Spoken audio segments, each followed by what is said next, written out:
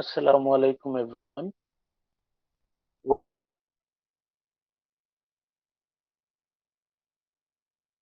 Welcome to today's group discussion. আমরা আমাদের পূর্ববর্তী মেজর টেক্সটের উপর আলোচনা করব। আলোচনাটা আমরা টপিক বাই টপিক করব। প্রথমে আমরা পোয়েট্রি এবং পোয়েট নিয়ে এদের সবার মতামত আলোচনা করব। শুরুতেই আপনারা দেখতে পাচ্ছেন আমরা অ্যারিস্টটলের মতামত নিয়ে আলোচনা করতে যাচ্ছি। অ্যারিস্টটলের পর আমরা ওয়ার্ডসওয়ার্থকে ফোকাস করব, তারপর Coleridge, Arnold and finally Eliot. তাহলে আমরা অন্যরা জয়েন করতে করতে ধীরে ধীরে শুরু করি। এখানে অ্যারিস্টটল পোয়েট্রির যে সংজ্ঞা দিয়েছেন এই বিষয়ে আপনাদের মতামত কি?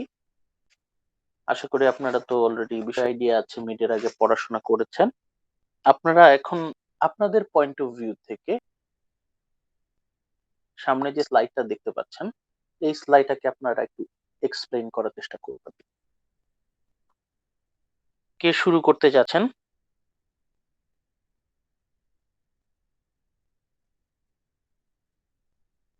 স্যার, আপনার কথা কেমন একটু কেটে কেটে আসছে।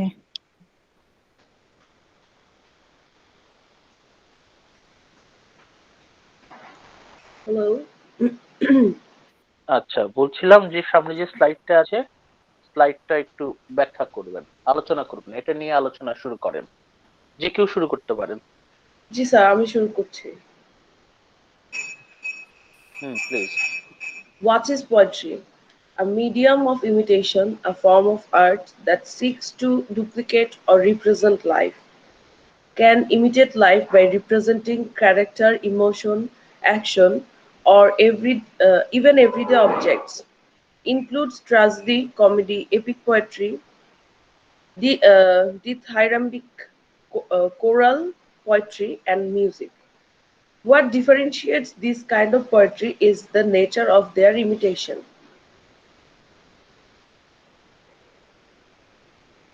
আচ্ছা, এখান থেকে মানে উনি আসলে কি বলতে চাচ্ছেন? অ্যারিস্টটল আসলে কবিতার কি সংজ্ঞা দিচ্ছেন এটা একটু আলোচনা যদি করতেন। স্যার, এরিস্টটল আর কি বলতে চেয়েছে যে পোয়েট্রিটা হচ্ছে যে আমরা কিভাবে লাইফটাকে তুলে ধরি, কিভাবে লাইফটাকে চিন্তা করি। এই মানে এই আর্টটা, যে আর্টটার মাধ্যমে হচ্ছে আমরা লাইফটাকে রিপ্রেজেন্ট করতে পারি, লাইফটাকে সাধারণ হোক মানে সবার ব্যক্তি জীবনটাকে তুলে ধরতে পারি, সেটা হচ্ছে পোয়েট্রি। আর এই জিনিসগুলা উনি বলেছেন যে রিপ্রেজেন্ট করা হয় ক্যারেক্টার, ইমোশন, অ্যাকশন, ইভেন কি আমাদের যে এভরিডে মানে প্রতিদিনের যে আমরা যা করি না করি এই জিনিসগুলা দিয়ে।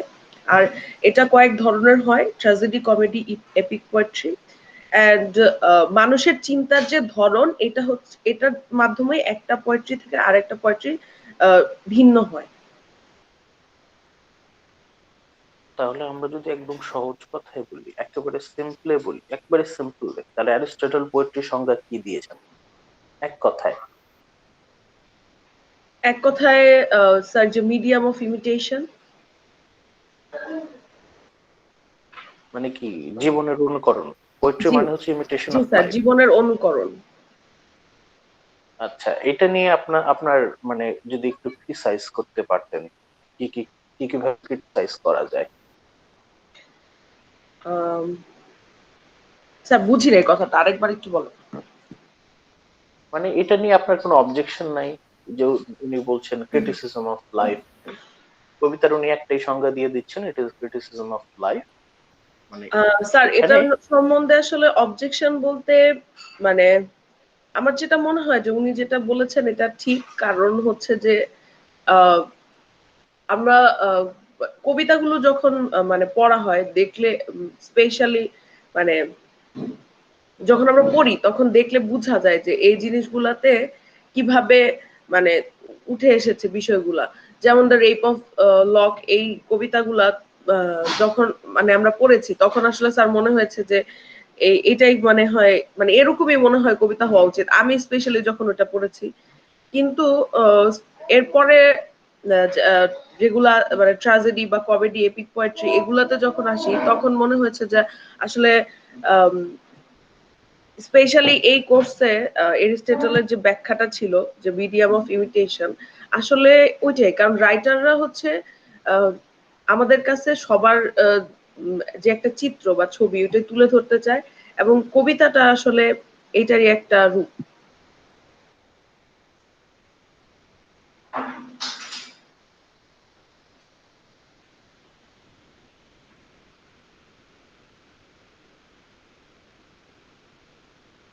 ওকে, থ্যাংক ইউ আবিদা।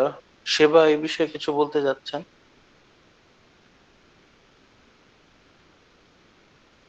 স্যার আমি কথা একদম ক্লিয়ার বুঝতেই পারছি না আমার এখানে। মনে হয় ওর ওখানে নেট আচ্ছা, প্রবলেম আপনি করতেছে, কারণ আমরা তো কথা বুঝতে পারছি। আচ্ছা সেবা, আপনি করেন, আপনি যে স্লাইডটা, সামনে স্লাইডটা আছে না, আমার কথা এখন বুঝতে পারছেন? স্যার কেটে কেটে আসছে। আচ্ছা, সামনের স্লাইডটা আপনি পড়েন, পড়ে একটু আলোচনা করেন আমাদের সাথে।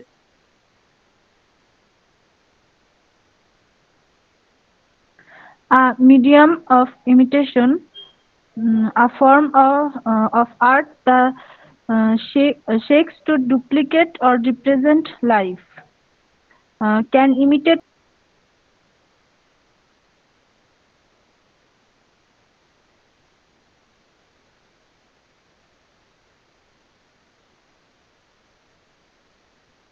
ডিসকানেক্টেড হয়ে গেছেন মনে হয়। আচ্ছা, মুবিনা দেখতে পাচ্ছেন স্লাইডটা? হ্যাঁ স্যার। আপনি একটু পড়বেন। স্যার ফার্স্ট থেকে পড়বো? দিয়েছেন ওই সংজ্ঞাটা কি খুঁজে বের করে একটু আলোচনা করবেন আমাদের সাথে? Okay sir. What is poetry? A medium of imitation, a form of art that seeks to duplicate or represent life. Sir এখানে মেবি পোয়েট্রি এর সংজ্ঞা দেওয়া হয়েছে। উম, আপনি পরের স্লাইডটাও পড়েন, পুরো স্লাইডটা পড়বো? মানে পরের পয়েন্টটা, সরি পরের পয়েন্টটা আর কি। আচ্ছা ঠিক আছে। Can imitate life by representing character, emotion, action, or even everyday objects.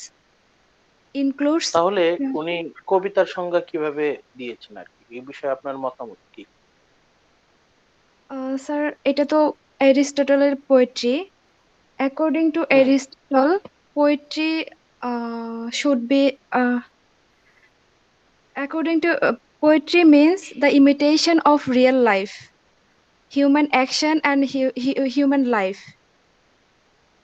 Uh, Sir, poetry means imitation of everyday life of people, their action and their emotion. মানে আপনার কি এটাতে কোনো আপত্তি আছে কিনা, এই সংজ্ঞাটাতে কোনো আপত্তি আছে কিনা, কোনো অবজেকশন আছে কিনা? না স্যার। হুম, আচ্ছা ঠিক আছে। আচ্ছা, সেবা কি এখন শুনতে পাচ্ছেন? জি স্যার এখন ক্লিয়ার বোঝা যাচ্ছে।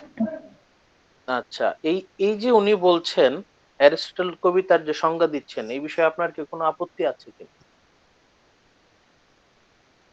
স্যার আপত্তি বলতে তেমন কিছু না, কিন্তু ওখানে ইনি মানে অ্যারিস্টটল তো বলেই দিয়েছে যে ইমিটে মানে পোয়েট্রি হচ্ছে ইমিটেশন অফ লাইফ। আমাদের প্রতিদিন লাইফে যেটা ঘটছে বা আশেপাশে যেটা দেখছে, আমাদের ইনার থিম গুলা, সেগুলোই তিনি হচ্ছে মানে ব্যক্ত করছে আর কি। এর মানে আমাদের রিয়েল লাইফে যে জিনিসটা হচ্ছে সেটাই তিনি যেভাবে প্রেজেন্ট করছে, সেটাই হচ্ছে আমাদের পোয়েট্রি আর কি। So here Aristotle is focusing on the art of imitation. Art of poetry is equated with art of imitation, medium of imitation. এই জায়গায় উনি ফোকাস করছেন, he is focusing on imitation. Poetry can imitate life, so the emphasis on the imitation, অনুকরণে focus করছেন। তাহলে আমরা যখনই আলোচনা করব, whenever we will focus on Aristotle's definition, তখন আমরা এই জায়গাটায় ফোকাস করব এবং এখানে আমরা একটু আমাদের নিজেদের মতামত, আমাদের পার্সোনাল অপিনিয়ন দেওয়ার চেষ্টা করব যে what is actually poetry according two Aristotle. According to Aristotle, what is the definition of poetry? And then we will try to analyze from our own perspective. যেমন অ্যারিস্টটল বললেন, poetry is a medium of imitation. Poetry can imitate life. Ultimately, এখানে উনি বলতে চাচ্ছেন poetry should imitate life. Poetry should imitate our emotion, action, everyday object. যেটা আমরা last ক্লাসে বলেছিলাম যে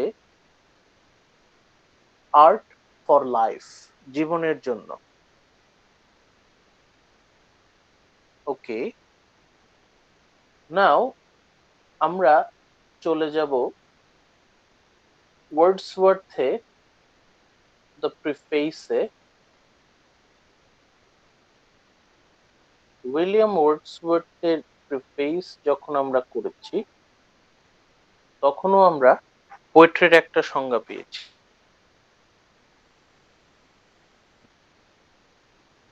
অ্যারিস্টটল একটা সংজ্ঞা দিয়েছিলেন,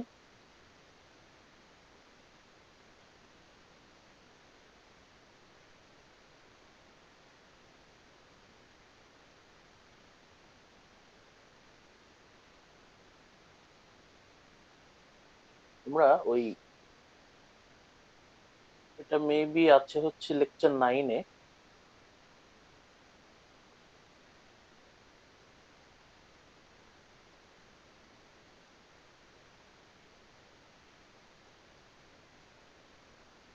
Preface to Lyrical Ballads.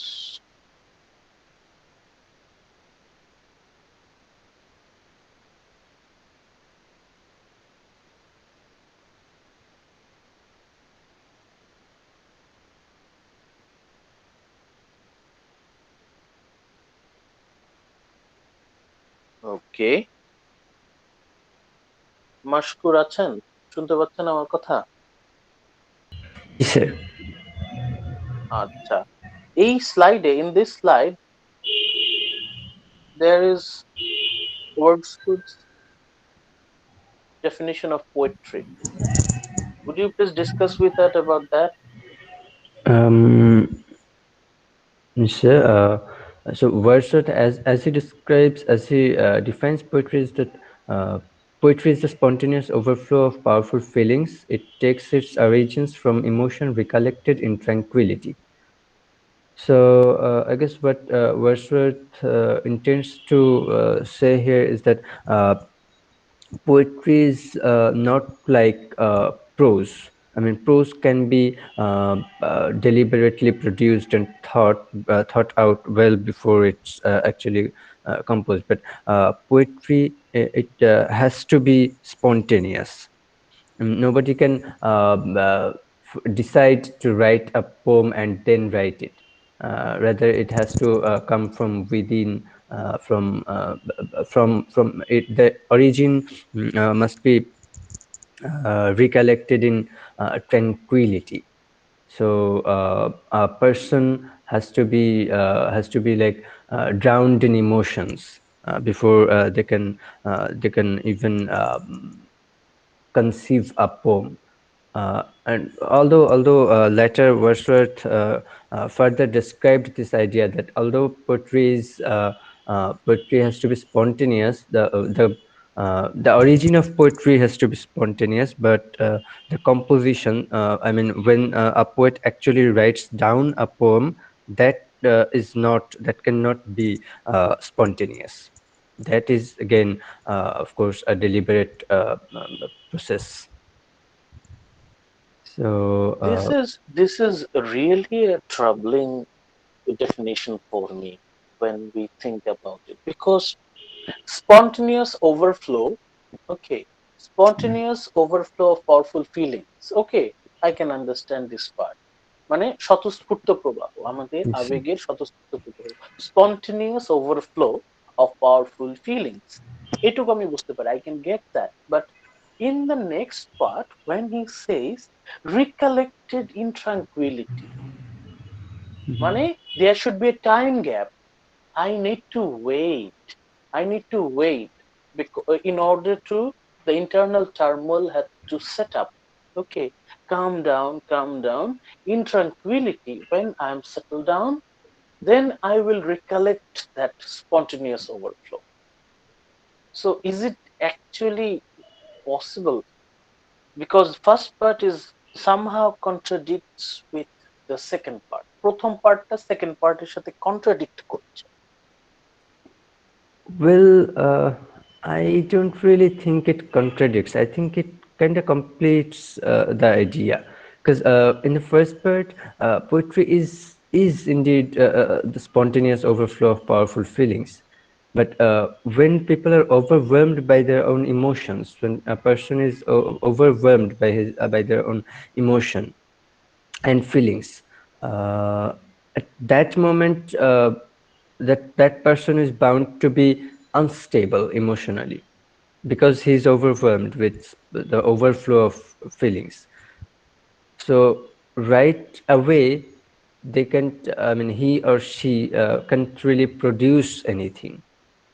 So what they have to do is, well, poetry is this spontaneous overflow of powerful feelings, but they cannot write it down. They cannot convey these feelings right away, because a poet works as a medium.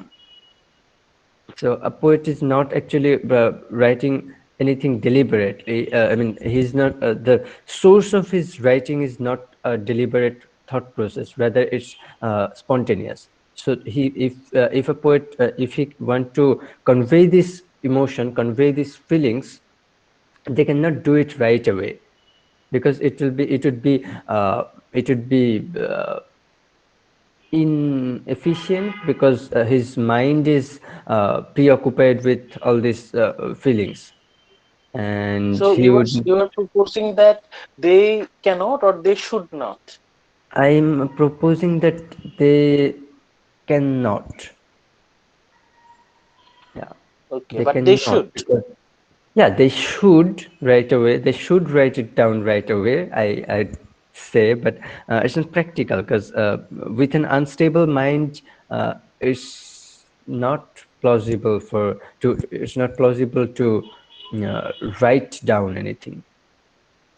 So there has to be a buffering state. There has to be a state in which a person can let the thought rest. I mean, they can sleep on it. Probably, it's a figure of speech. I Yes. don't mean they have to actually sleep, but So they have to. you are here actually agreeing with Wordsworth. Yes, sir, I am. Don't you think there are some points to be critical about? There are some points that we should raise our doubts. Yeah. I mean, I don't. I agree If you with this look at part of this if you look definition. at this previous point, it is Mhm. written poems should be serious and insightful. Yeah, about that, Poems should of be course. Yeah, I poems don't should be really agree with serious and that insightful, point. And they should and they also should bring bring together together emotion and thought. thought. I don't If it really. is serious and insightful, Mhm. if it is serious and insightful, can it be bring together our emotion and thought?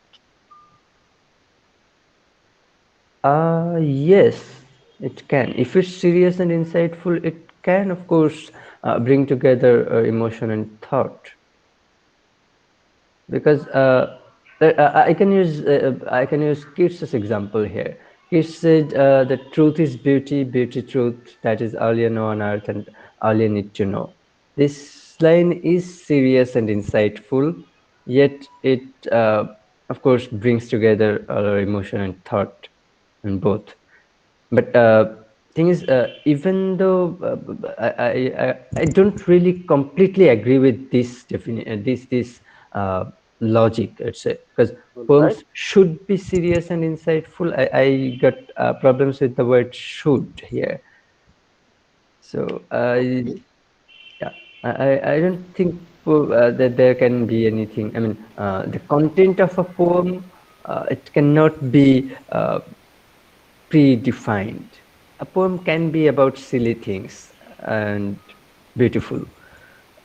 So it doesn't always have to be serious and insightful. It can be about silly things and it can still be beautiful and it can still be a poem. That's what I think. That's what I believe actually. But on the latter definition, on the latter part, that poetry is spontaneous overflow, I agree with this part, that poetry is indeed spontaneous overflow of powerful feelings. It takes its origin from emotions recollected in. Do you find any basic clash between Wordsworth's definition of poetry and Aristotle's definition of poetry?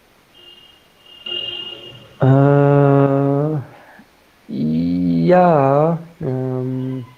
Aristotle's definition of poetry is that poetry is the imitation of reality. So, and Wordsworth says that our emotions, our feelings But do come from. previously we discussed that imitation of emotion that can be, আমরা কিন্তু মানে আলোচনা করেছিলাম, there is a discussion that it might be imitation of emotions. There Aristotle mentioned this point, the poetry should imitate our emotion. Here imitating emotion and recording the spontaneous overflow of powerful feelings in tranquility. We're trying to find out the difference between these two. একটা হচ্ছে ইমোশনকে অনুকরণ করা, imitating human emotion, আরেকটা হচ্ছে recollecting the spontaneous overflow of powerful feelings, recollecting powerful emotion in tranquility. Sir Is there any? Wordsworth Yes. যেটা করেছে যে মানে উনি একটা জিনিস জাস্ট মানে এটাই হতে হবে এরকম বলে দিয়েছে, লাইক শুড বি, এই ওয়ার্ডটা মানে যে কোনো রাইটিং এ কিন্তু আমরা বলতে পারি না স্পেসিফিকলি যে এটাই হবে, কিন্তু উনি এটা করেছেন। কিন্তু এরিস্টটলের যে সংজ্ঞাটা ছিল ওখানে একটা অপশন ছিল, অপশন বলতে মানে সে তার একটা ওপিনিয়ন দিয়েছে, বাট দ্যাট ডাজন্ট মিন যে আমাদের ওই ওয়েতেই ওভাবেই করতে হবে, এরকম কোনো কিছু ছিল না। আর হচ্ছে যে ইমোশন রিকালেক্টেড ইন ট্রাঙ্কুয়ালিটি, এই কথাটা ওয়ার্ডসওয়ার্থ বলেছে যে এরকম হতে হবে। আমাদের শুধু একটা জিনিস লিখলেই হবে না, ওটার জন্য একটা সিচুয়েশনও উনি হচ্ছে আমাদের জন্য দিয়ে দিয়েছে। কিন্তু অ্যারিস্টটলের বিষয়টা ওরকম ছিল না। অ্যারিস্টটল জাস্ট রিয়াল লাইফ যেটা ওটাকে ইমিটেট করাটা, ওইটা নিয়ে আমরা যদি অনুকরণ করতে পারি তাহলে সেটা হবে পোয়েট্রি।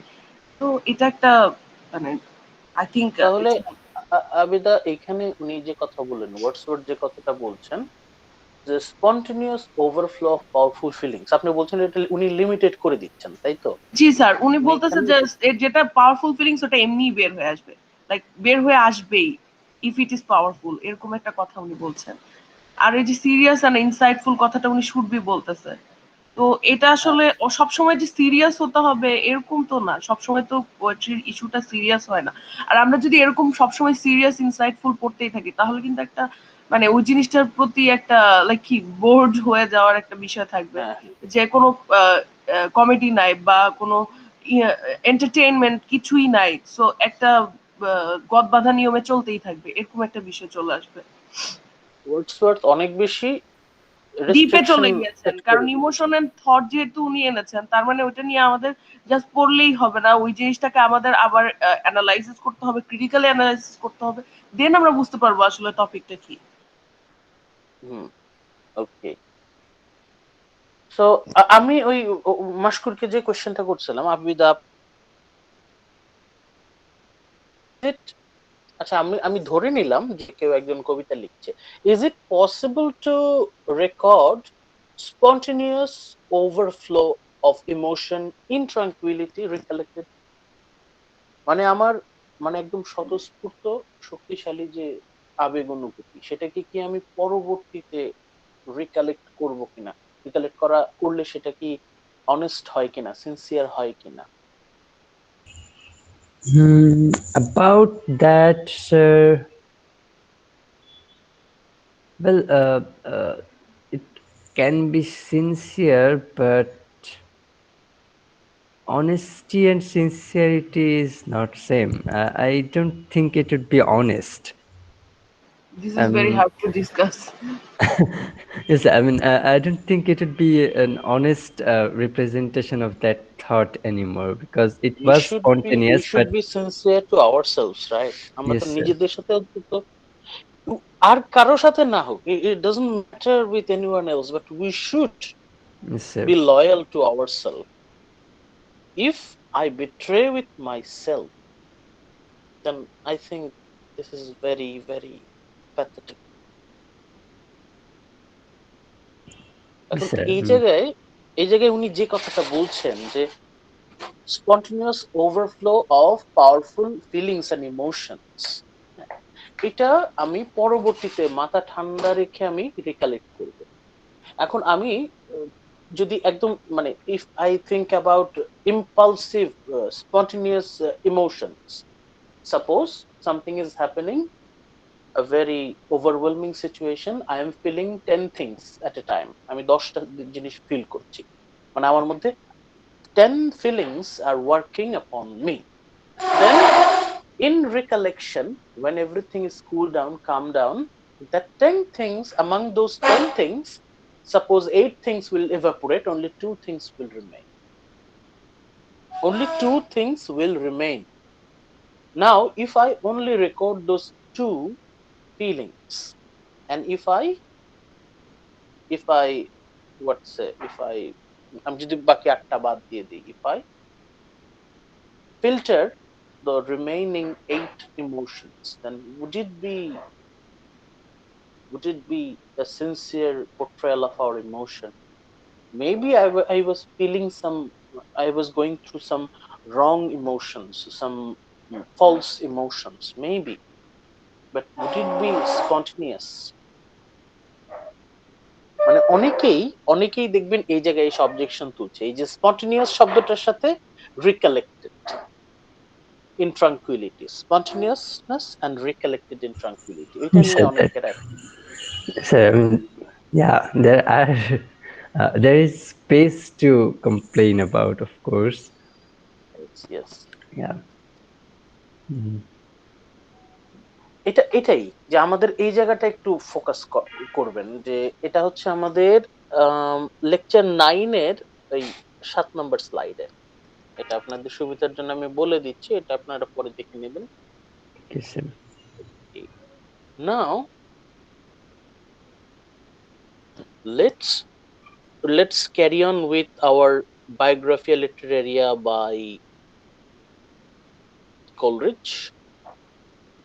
Biographia Literaria, এটা মেবি আমরা আলোচনা করেছিলাম লেকচার 11 এ। লেকচার 11 এ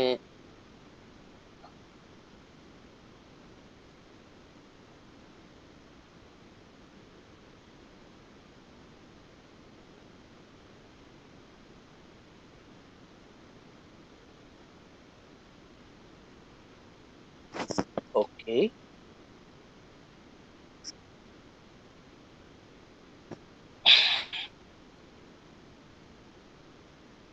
সেবা কি দেখতে পাচ্ছেন?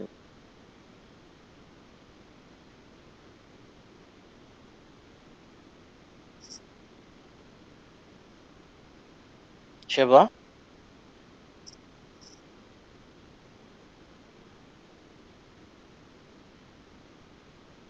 আইভি দেখতে পাচ্ছেন?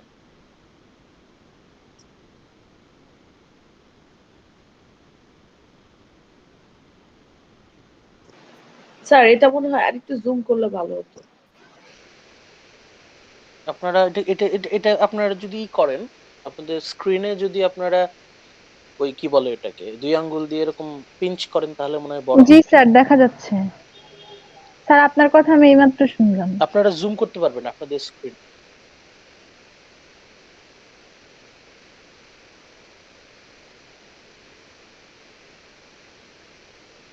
আপনারা জুম করতে পারবেন, দেখেন স্ক্রিনে। জি স্যার, বুঝতে পেরেছি। আচ্ছা, এখন এই জায়গায় বিষয়টা কোলরিজ কিভাবে সংজ্ঞা দিচ্ছেন পোয়েট্রির। পোয়েট্রির সংজ্ঞা কিভাবে দিচ্ছেন, এটা যদি আমরা একটু আলোচনা করি নিজেদের সাথে।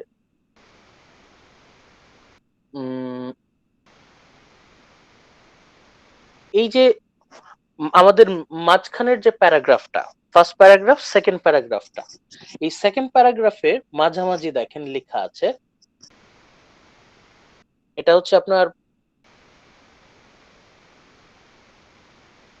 লাইনের ফুল স্টপের পরে দেখেন লেখা আছে a poem. A poem is thus that species of composition which is opposed to works of science by proposing for its immediate object pleasure, not truth, and from all other species it is discriminated by proposing to itself such delight from the whole as is compatible with a distinct gratification from each component. এই যে বড় একটা sentence,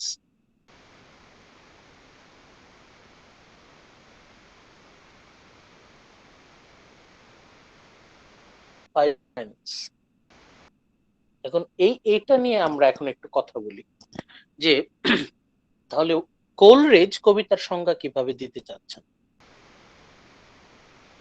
Coleridge কবিতার সংজ্ঞা কিভাবে দিতে চাচ্ছেন।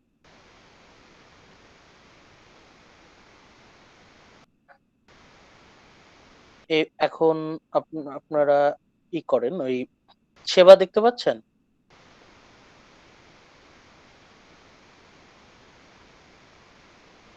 জি sir. Anarkali ivy, আপনারা দুজনেই আপনারা এটা একটু ওই এই যে সংজ্ঞাটা আমরা পড়লাম, এই সংজ্ঞা থেকে আপনারা সহজ ভাষায় কোলরিজের ডেফিনিশনটা বের করতে পারেন কিনা দেখেন তো, কোলরিজ কবিতার সংজ্ঞা কিভাবে দিতে চেয়েছেন, খুব সহজ ভাষায় পারেন কিনা দেখেন।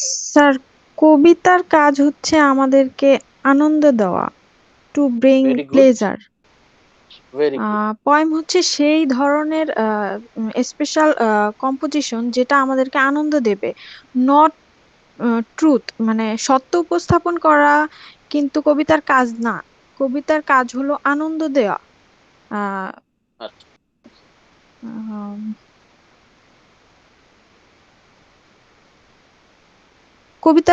কবিতার প্রতিটা পার্ট আমাদের আনন্দ দেবে। The parts of which mutually supported explain each other. কবিতার একটা অংশ আরেকটা অংশকে সাপোর্ট করবে অ্যান্ড এক্সপ্লেইন করবে। It will have an organic structure. Organic structure তখন পাওয়া যাবে যখন it will be composed by the poet. আচ্ছা, আচ্ছা, আমরা ওইটাতে আসি। এখানে মনে হয় একটু আমাদের একটু মানে বিতর্কের সুযোগ আছে। যখনই সে বলছে কবিতার কাজ হচ্ছে আনন্দ দেয়া, ইমিডিয়েট গ্র্যাটিফিকেশন, জি তাই স্যার। না? এখানে কথা আছে দেখেন, বলা জি। আছে distinct gratification, delight, it is discriminated by proposing itself such delight from the whole, মানে পুরোটা থেকে আমরা একটা ডিলাইট, আনন্দ পাবো। ঠিক আছে, এই বিষয়ে আমাদের তো কোনো আপত্তি নাই। এবং বলছে যে immediate object pleasure, not truth, যেটা সায়েন্সের ক্ষেত্রে বলেছেন, এটা হচ্ছে বিজ্ঞানের কাজ, আমাদেরকে সত্যি আমাদের সামনে হাজির করা। বাট ইমিডিয়েট পারপাস, কবিতার মূল মানে একদম প্রাথমিক কাজ হচ্ছে আনন্দ, নট ট্রুথ। তার মানে কি কোলরিজ যেটা বলতে চাচ্ছেন যে কবিতা যদি সত্যকে উপস্থাপন করে, কবিতা যদি সত্যকে উপস্থাপন করে তাহলে কি আমরা আনন্দ পাবো না? তাহলে কি সত্য এবং আনন্দ এই দুটো কি পরস্পরের বিপরীত?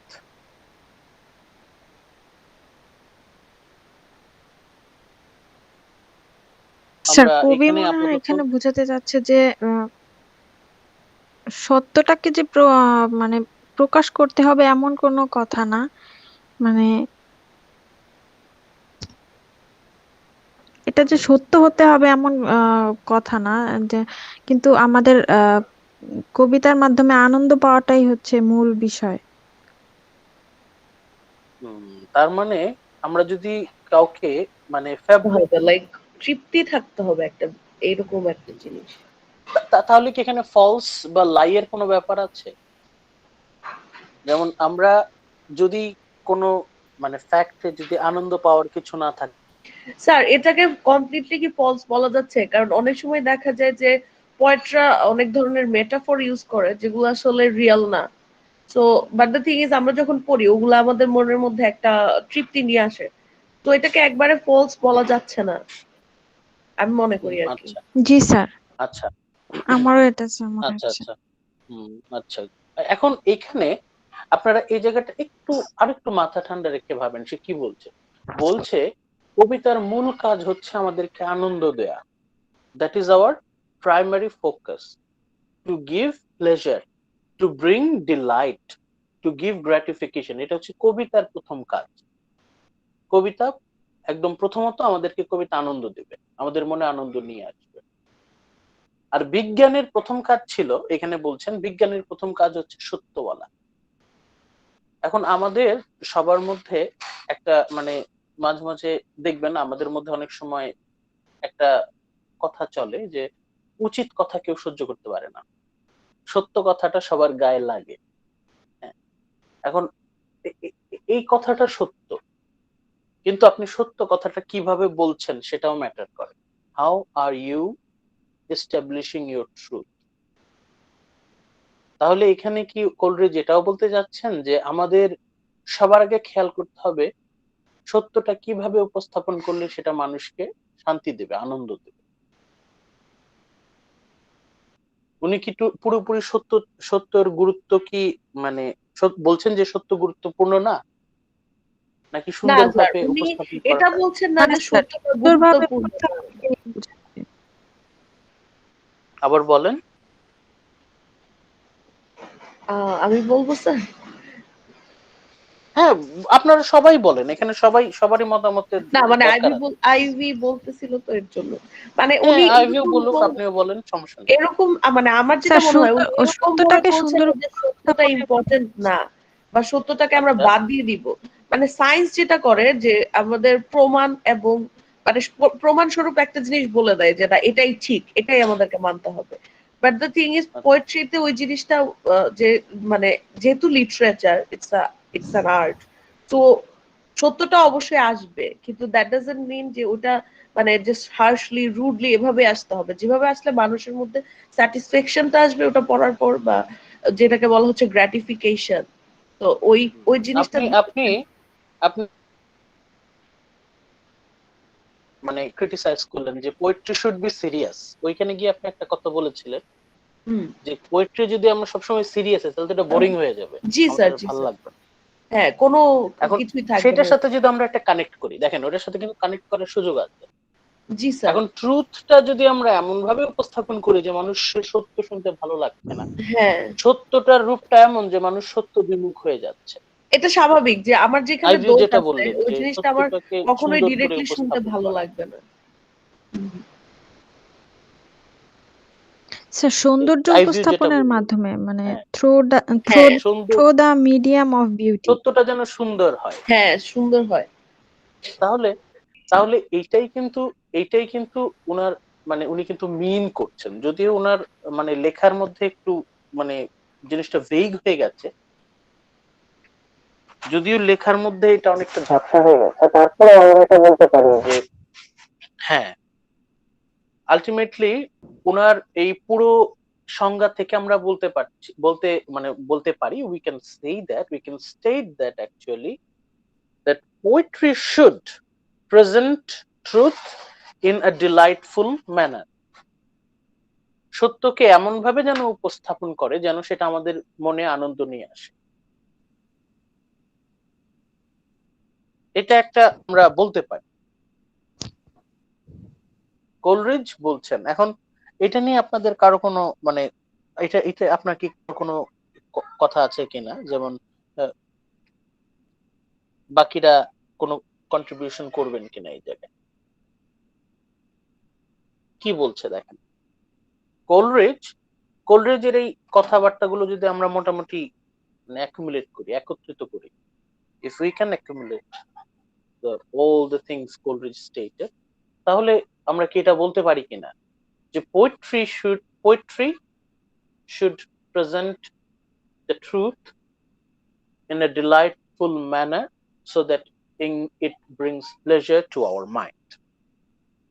সত্যকে এমন ভাবে উপস্থাপন করবে যেটা আমাদের মধ্যে আনন্দ নিয়ে আসে।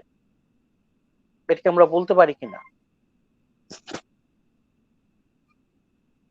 জি স্যার, বলতে পারি। আচ্ছা।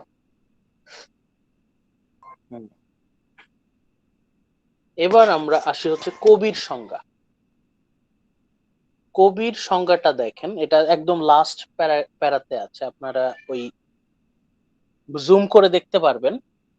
লাস্ট যে প্যারাটা আছে এই প্যারাতে উনি কি বলছেন। সঞ্জিদা কি একটু রিডিং পড়বেন লাস্ট প্যারাগ্রাফটা? Sanjida Islam. Sir last paragraph? হ্যাঁ, লাস্ট প্যারাগ্রাফটা ওটা একটু জুম করে দেখেন, করতে পারবেন। The poet The poet, described in ideal perfection, brings the whole soul of man into activity, with subordination of its faculties to each other according to their worth or dignity. He diffuses a tone and spirit of unity that blends and sir দেখা যাচ্ছে না পরের লাইনটা। আচ্ছা, পরের লাইনটা কি করতে হবে না, আপনি এই যতটুকু পড়লেন ওইখান থেকে আমাদেরকে একটু সহজ করে যদি একটু আলোচনা করে দেন।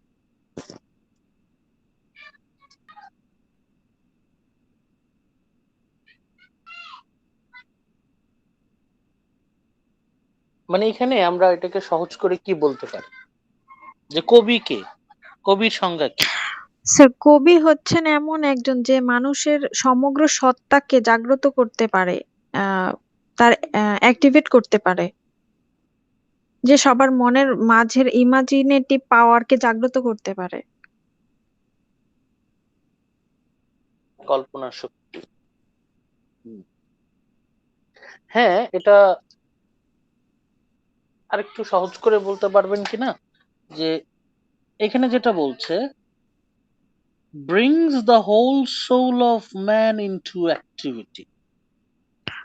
স্যার, তার কাজের মাধ্যমে সে সমগ্র জাতিকে ইউনাইটেড করতে পারে, একত্রিত করতে পারে, ঐক্য নিয়ে আসতে পারে মানুষের ভিতরে। হ্যাঁ, এটা হচ্ছে আমাদের শেখ মুজিবুর রহমানের 7ই মার্চের ভাষণকে অনেকে বলেন যে one of the best one. সেটা তো উনার, এটাকে তো ওয়ার্ল্ড হেরিটেজ ঘোষণা করা হয়েছিল যে উনি রাজনীতির কবি, সবাইকে উনি একত্রিত করছেন ওনার কবিতার মাধ্যমে। হ্যাঁ, কোলরিজের এই কথাটা স্যার মানে প্রকৃতির আর কি যে বলেন? ধ্যান ধারণা গুলো আছে সেইগুলো মানে কল্পনাতে একটা প্রতিচ্ছবি তৈরি করা আর কি।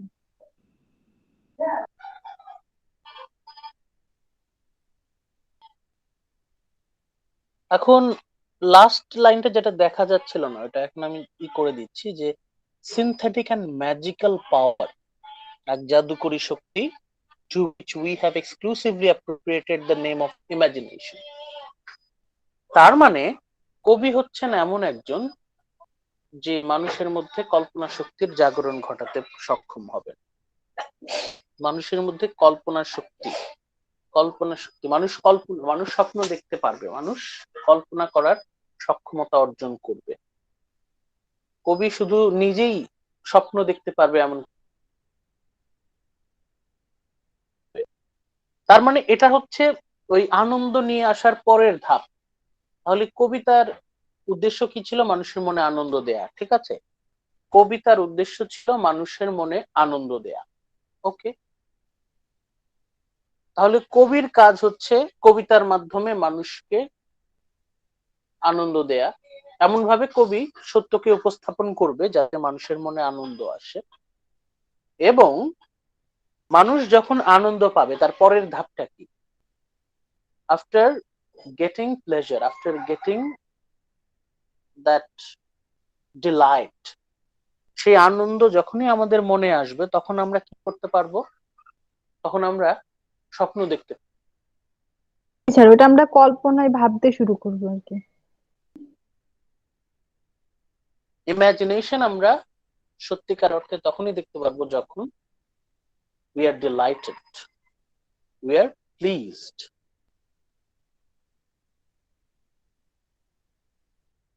এই বিষয়টার সাথে আপনারা কি একমত হতে পারছেন কিনা?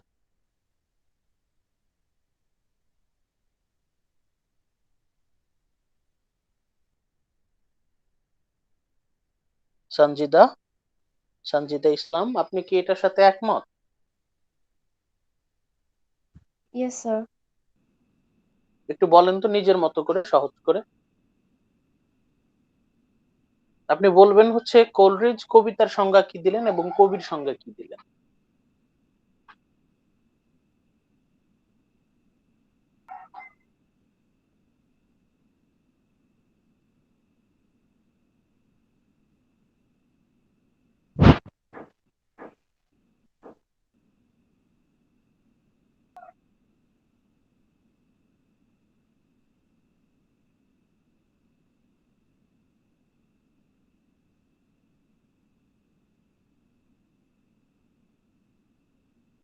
আচ্ছা, আপনাকে একটু ক্লু দেই।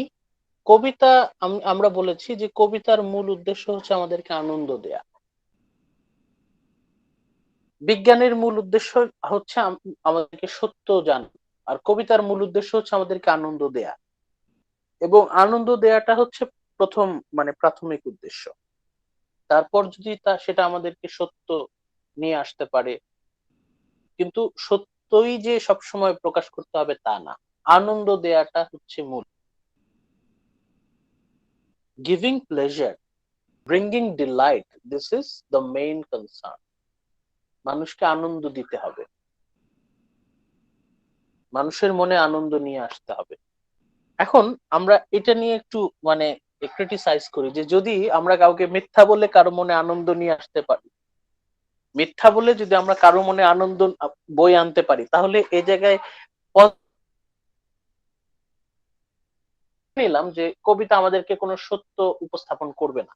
Suppose no truth, all lies, all false, কিন্তু মানুষের মনে আনন্দ নিয়ে আসছে, তাহলে এখানে আমরা পজিটিভ নেগেটিভ কি পাচ্ছি?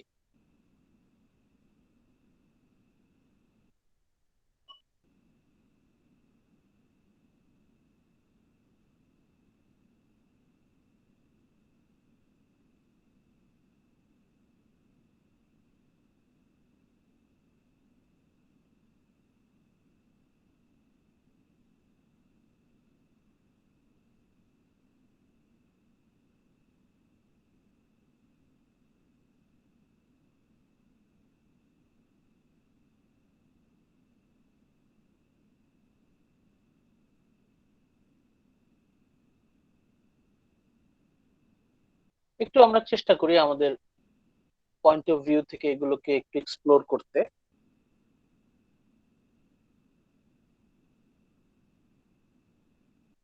সাপোজ আপনি কারো মনে আনন্দ নিয়ে আসলেন, কাউকে আপনি আনন্দ, you brought pleasure in someone's mind, তার মধ্যে একটা হোপ, একটা আশার সঞ্চার হয়। যদিও আপনি তাকে মানে মিথ্যা বলে তার মনে আনন্দ নিয়ে আসলেন, কিন্তু তখন আমাদের মনে একটা শক্তি আছে, আমাদের এমন একটা মানসিক শক্তি আছে, যদি আমরা আনন্দ পাই তাহলে আমরা ভবিষ্যতের একটা আশা আমাদের মধ্যে আসে, এবং আমরা তখন আমাদের চিন্তা, আমাদের তখন ব্রেন অ্যাক্টিভেটেড হয়।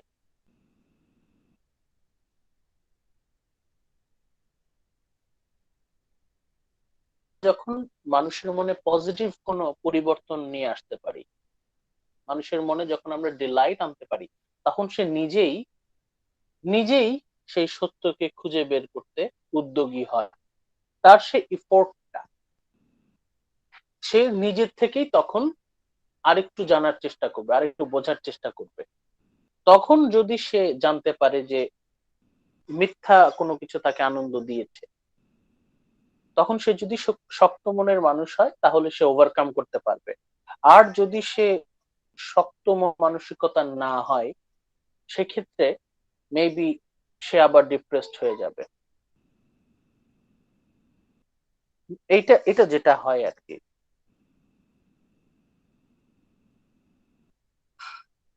তবে এটা একটা ওয়ে হতে পারে যে মানুষকে আনন্দ দেয়া। It doesn't matter if it is false, it doesn't matter if it is a lie, কিন্তু মানুষের মনে যদি আমরা আনন্দ নিয়ে আসতে পারি, if we can bring pleasure, we can bring delight in human minds, তখন আমাদের মনে কল্পনা করার মতো শক্তি আসে, আমরা সেই ভরসাটা পাই স্বপ্ন দেখার মতো। বাট ইমিডিয়েট ওই সময়টাতে এটা প্রয়োজন, এবং এই জন্যই উনি বারবার এটা ফোকাস করছেন যে poetry, the focus is giving pleasure, not truth.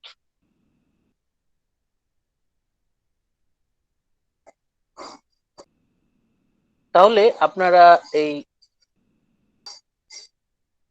এই এই এটা আপনারা আরেকটু দেখবেন, এটা আপনাদের কাজে লাগবে। এটা হচ্ছে আছে,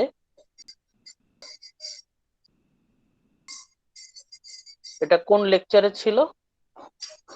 লেকচার 11। হ্যাঁ, লেকচার 11-এ আমরা আলোচনা করেছিলাম।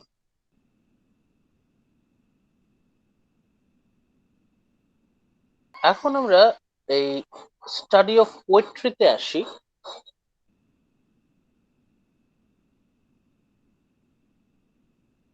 স্টাডি অফ পোয়েট্রিতে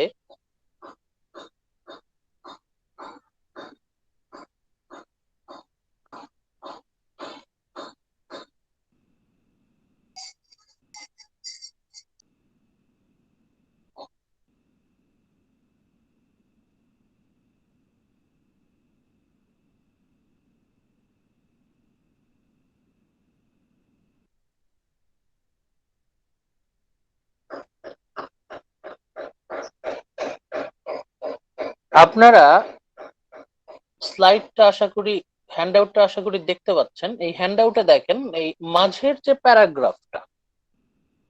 যে প্যারাগ্রাফটা এখানে কবিতার সংজ্ঞা উনি দিয়েছেন। Value of poetry, value of পোয়েট্রির আন্ডারে দেখেন কবিতার সংজ্ঞা দেয়া আছে। সেবা কি একটু পড়বেন এখানে?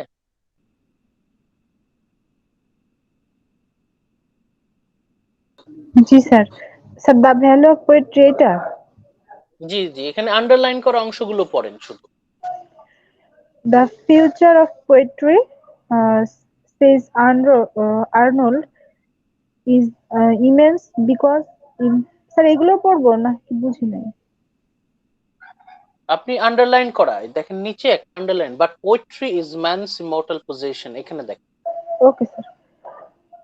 But poetry is man's immortal possession, or sir দেখা যাচ্ছে না এখানে।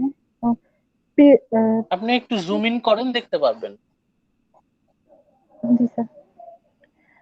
But পোয়েট্রির বানানটা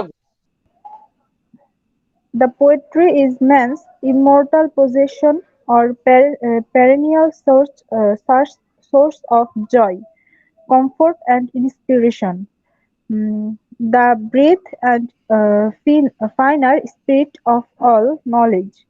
আচ্ছা, Poetry is এখানে হচ্ছে, এইখানে এই যে এইটুকুই আপনারা দেখেন, এইটুকু আপনারা একটু মন দিয়ে দেখেন কি বলছে। Poetry is man's immortal position, কবিতা হচ্ছে মানুষের এমন এক সম্পদ যেটা কখনো হারিয়ে যাবে না, যেটা কখনো ধ্বংস হবে না, সোর্স অফ জয়। কবিতা আমাদেরকে সারা মানে চিরজীবন আনন্দ দিবে, চিরন্তন আনন্দের উৎস। পেরেনিয়াল সোর্স, চিরন্তন উৎস, মানে এখান থেকে আনন্দ কখনো কমবে না। তার মানে কিন্তু মিল পাচ্ছি আর্নল্ডের, কোলরিজ আর্নল্ড তারা মূলত একই কথাই বলছেন। কমফোর্ট এন্ড ইন্সপিরেশন একই কথাই বলছেন দুজনে। কোলরিজ আর্নল্ড দুজনে একই কথা বলছেন, তবে উনি একটা বিষয় অ্যাড করছেন, man will forever turn to poetry to interpret life for him. এই যে interpret life for him, interpreting life, interpreting life, এটা কিন্তু আবার আমরা অ্যারিস্টটলে চলে যাচ্ছি। ইন্টারপ্রেটিং লাইফ মানে কবিতার মাধ্যমে আমরা লাইফটাকে ইন্টারপ্রেট করছি। তার মানে আমরা কিন্তু ধরেই নিচ্ছি যে poetry is imitation of life, এবং সেখান থেকে কবিতা থেকে কিন্তু আমরা জীবনের একটা ব্যাখ্যা নিচ্ছি, কবিতা থেকে আমরা শিখছি। আবার কনসোল হিম, সাস্টেইন হিম, সান্ত্বনা দিচ্ছে তাকে, তাকে টিকিয়ে রাখছে তার মনটাকে। এখানে কিন্তু আবার ওই মানে এখানে Matthew Arnold actually combining Aristotle's ideas and Coleridge's ideas. Aristotle এবং কোলরিজ দুজনের আইডিয়াই আমরা এখানে পাচ্ছি। আবার ওয়ার্ডসওয়ার্থের একটা কথা উনি কিন্তু অ্যাবজর্ব করছেন। Wordsworth describe poetry breadth and finer spirit of all knowledge.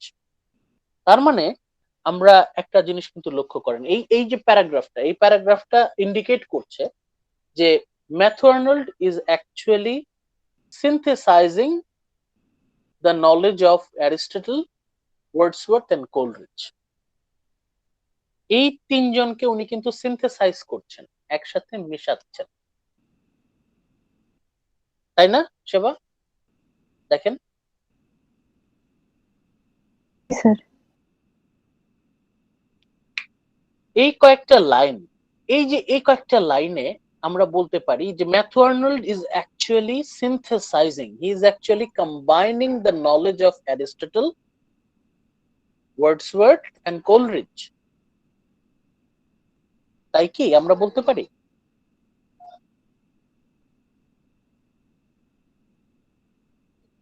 Khairun Nahar, আপনি কি দেখতে পাচ্ছেন?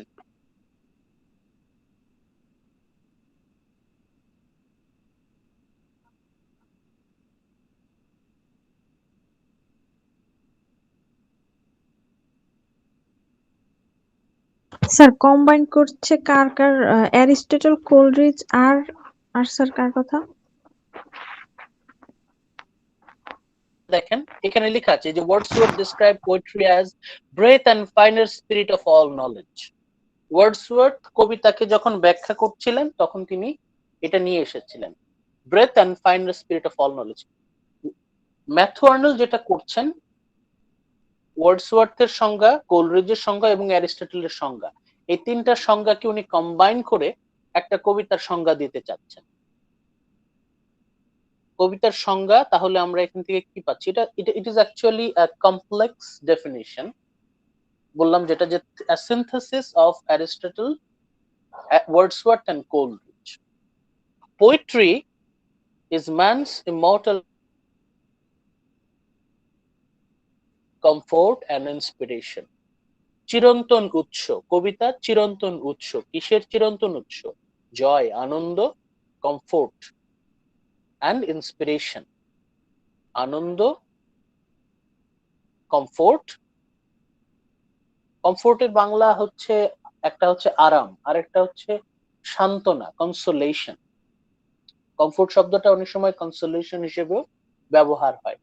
সেক্ষেত্রে আমরা আরাম শব্দটা, আরাম অর্থটা না নিয়ে আমরা সান্ত্বনাটাকে নেই, যে আমরা বেশিরভাগ সময় তো আমরা হতাশার মধ্যে থাকি, কবিতা আমাদেরকে সান্ত্বনা দেয়, অ্যান ইন্সপিরেশন এবং অনুপ্রেরণা দেয়। তার মানে এই যে জয়, কমফোর্ট, ইন্সপিরেশন, এটা হচ্ছে আমরা ওই কোলরিজের সংজ্ঞা থেকে পেয়েছি। আর ওয়ার্ডসওয়ার্থ থেকে পাচ্ছি যে this is breadth and finer spirit of all knowledge, আমাদের সকল জ্ঞানের নির্যাস। এবং we can interpret life from poetry. To interpret life, এই যে এইটুকুর মধ্যে আমরা এই কথাটা, এটা অবশ্য আন্ডারলাইন করা নাই, এই সোর্স অফ জয়ের নিচেই আছে, দেখেন, ইন্টারপ্রেট লাইফ ফর হিম, এই জায়গাটা।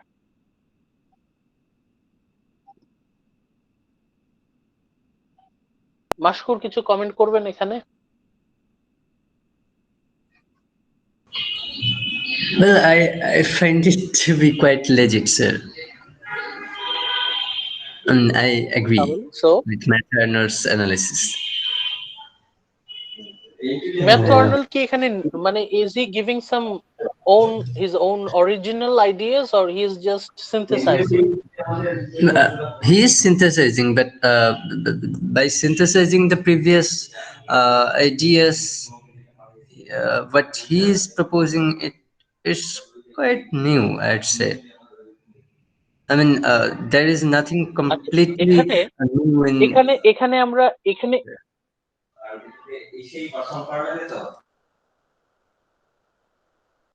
Sir? সো এখানে আমরা কি কি পয়েন্ট পাচ্ছি, পয়েন্টগুলো একটু আইডেন্টিফাই করি। উনি প্রথমে বললেন যে কবিতার ইতিহাস হচ্ছে ব্যাপক, মানে কবিতা কখনো ধ্বংস হবে না। আমাদের মানব জাতি যতদিন টিকে আছে কবিতা ততদিন টিকে থাকবে। হাই ডেস্টিনি, কবিতার destiny, the destiny of poetry is quite high, সেটাই। এরপর poetry is more lasting than any other human institution and accomplishment, কবিতা টিকে থাকবে। মানুষের সমস্ত অর্জন ধ্বংস হয়ে গেলেও কবিতা টিকে থাকবে। The longest lasting achievement accomplishment of human race, মানে মানব জাতির শ্রেষ্ঠ অর্জন, মানে আর্নল্ড কবিতাকে বলছেন মানব জাতির শ্রেষ্ঠ অর্জন, এমনকি তার জ্ঞান বিজ্ঞান প্রযুক্তির থেকেও শ্রেষ্ঠ অর্জন হচ্ছে কবিতা।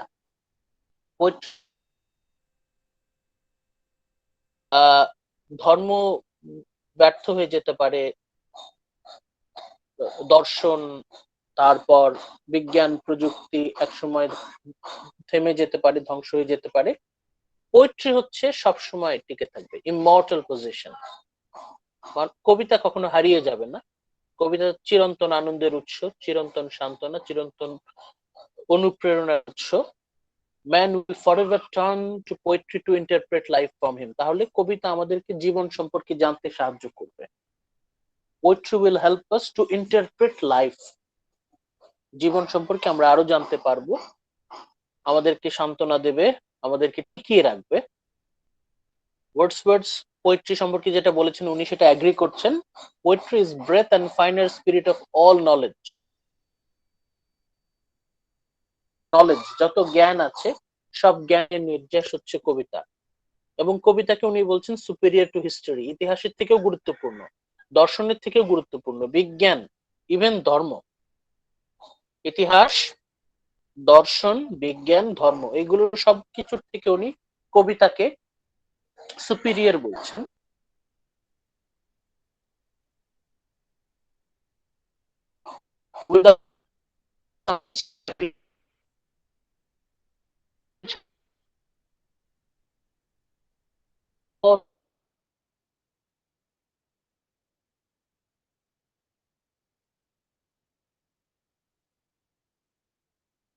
দর্শন এবং ধর্মে এখানেও টিকে থাকবে না। Religion and philosophy will be replaced by poetry, কবিতায় এক সময় তার জায়গা দখল করে নেবে। পোয়েট্রি পজেসেস দ্য সুপ্রিম পাওয়ার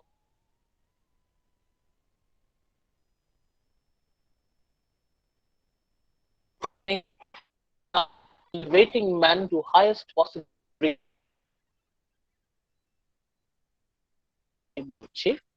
কবিতাই সেটা নিশ্চিত করবে। কবিতার মধ্যে আমরা কি পাচ্ছি? পসিবল ডিগ্রি, মানব জাতিকে উন্নত করবে, কবিতা হচ্ছে আমাদেরকে উন্নত করবে, এই কথাটাই উনি বলছেন। মানে উনি এক কথায় কবিতার সংজ্ঞা দিচ্ছে।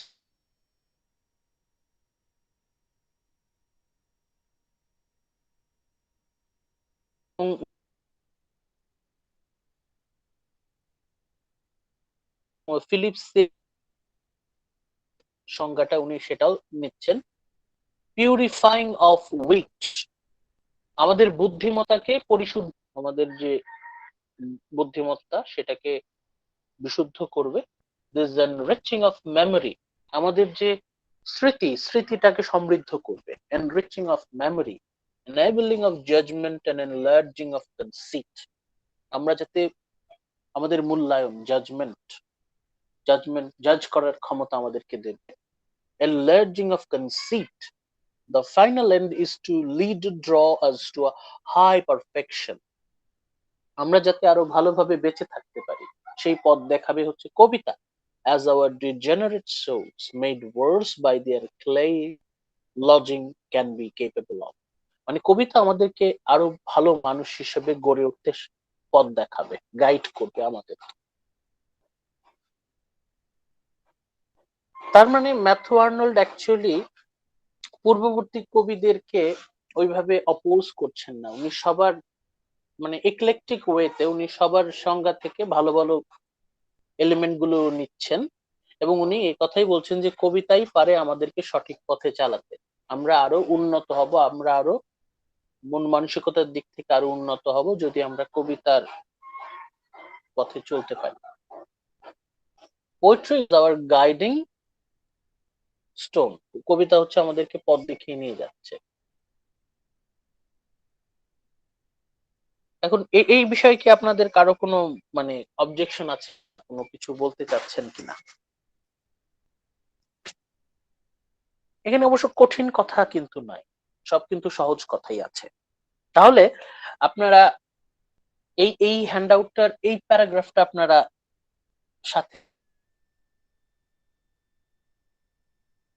ব্যাখ্যা করছেন কিভাবে, ম্যাথু আর্নল্ড কবিতার গুরুত্বকে কিভাবে ব্যাখ্যা করছেন। এই প্যারাগ্রাফটা এখান থেকে শুরু হচ্ছে, এই পরের পেজও কিন্তু যাবে, এই কয়েকটা লাইন, অল্প কিছু, এটা আপনারা মন দিবেন। 1 2 3 4 5 6 7 8 9 10 14, আর ওই পাশে আছে 3 লাইন, 17 লাইন। খুব সহজ, আপনারা খুব সহজে এটা মানে করতে পারবেন, গ্যাদার করতে পারবেন মূল কথা। আচ্ছা, এখানে আপনাদের কি কারো কোনো মানে কনফিউশন আছে? আমি কি আগাবো? জি স্যার। আচ্ছা, কনফিউশন নেই, সামনে আগালেই। আচ্ছা, মানে সবাই কি খায়রুন নাহার, নুরুল্লাহ কিছু বলবেন?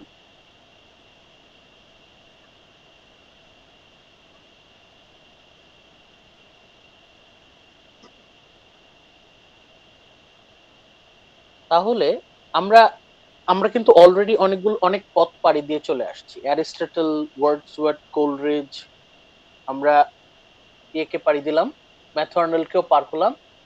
এখন আমরা চলে যাব হচ্ছে এলিয়েটের কথায়। আমরা আমাদের 16 নম্বর লেকচারে যে আলোচনা করেছিলাম, 16 নম্বর লেকচারে আমরা কবিতার সংজ্ঞা কিন্তু আলোচনা করেছিলাম, ওইটাতে আমরা যাচ্ছি এখন।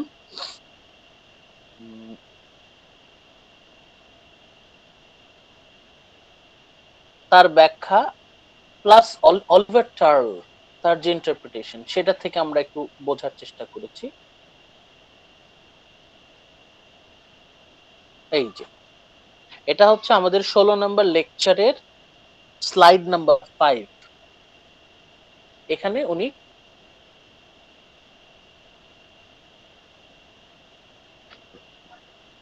কি বলছেন, এখানে হাইলাইট করা অংশটুকুই আপনারা ফোকাস করেন, আর বাকি গভীরে আমরা হয়তো এইভাবে যাওয়ার সুযোগ পাবো না। আমরা এই স্লাইডটা, এই যে সামারি 3, এই স্লাইডটাই আমরা ফোকাস করি। এখানে কি কি লেখা আছে যে poet's personality does not matter. Eliot বলছেন যে কবির ব্যক্তিত্ব ম্যাটার করছে না, as it's the poetry that is important. কবির ব্যক্তিত্ব গুরুত্বপূর্ণ না, বরং উনি কি লিখে যাচ্ছেন সেটা গুরুত্বপূর্ণ। কবির ব্যক্তিত্ব, personality does not matter, it's the poetry that she or he produces that is important. উনি কি লিখে যাচ্ছেন সেটা গুরুত্বপূর্ণ, কবি কে সেটা গুরুত্বপূর্ণ না, উনি কি লিখে গেছেন সেটা গুরুত্বপূর্ণ। এটাতে কি আপনাদের কারো কোনো আপত্তি আছে?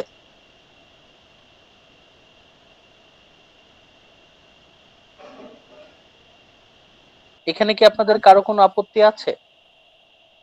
অবশ্যই এটা একটা ফেয়ার কথা, তাই না? জি স্যার, একদম যৌক্তিক কথা। হ্যাঁ, হ্যাঁ, কবির ব্যক্তিত্ব সেটা তো আমাদের মাথা ঘামানোর দরকার নাই, উনি কবিতার জীবনে কি কোয়ালিটি করেছেন না দেখাটাই করেছেন। হচ্ছে আমাদের কাজ। হ্যাঁ, সেটাই। এই একই কথা কিন্তু বলেছেন আমাদের ওই আর্নল্ড যখন উনি রিয়েল এস্টিমেট নিয়ে কথা বলেছেন, তখন কিন্তু উনি এই কথাটায় জোর দিয়েছেন যে জি স্যার। আমরা ফোকাস করব হচ্ছে দ্য ক্রিয়েটিভিটি অফ পোয়েট, সৃজনশীলতা।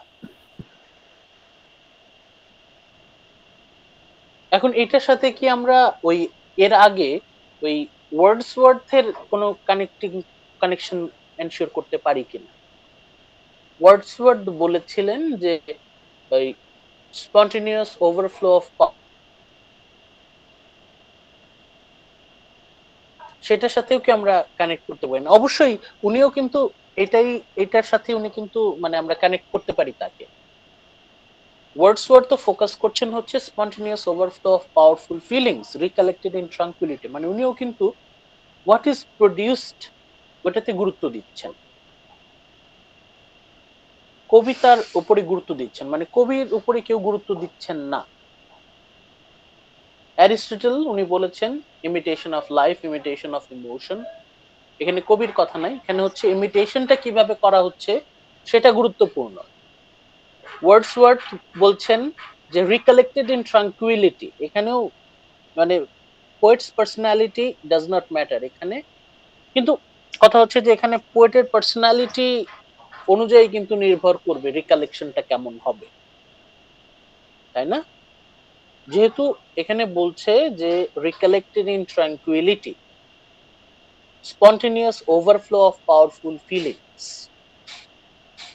তার মানে পোয়েটের পার্সোনালিটি এখানে কিন্তু জিনিসটা নির্ভর করবে। কিন্তু সেটা সেটা সেটা আমরা যখন কবিতাকে মূল্যায়ন করব তখন কিন্তু এটা ওইভাবে করবে না, ম্যাটার করবে না। কারণ আলটিমেটলি যখন আমরা কবিতা পড়ব তখন তো ইট ইজ দেয়ার, আমরা কিন্তু কবিতার উপর ভিত্তি করেই সেটাকে মূল্যায়ন করব।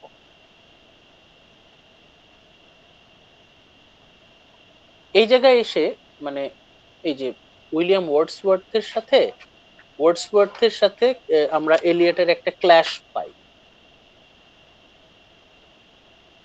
পরে যেটা বলছেন কবিতার সঙ্গে উনি যেভাবে বলছেন যে poetry is not a turning loose of emotion,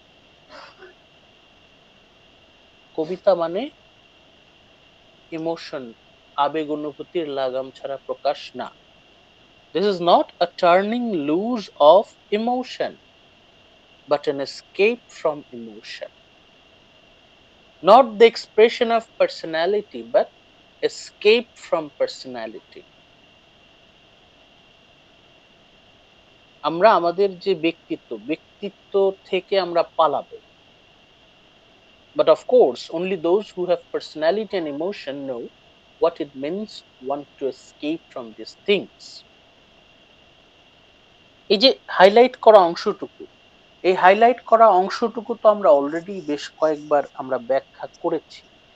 এখন এখান থেকে কি আমরা মানে আরো কিছু কি এক্সপ্লোর করার বাকি আছে, কি মনে হয় আপনাদের?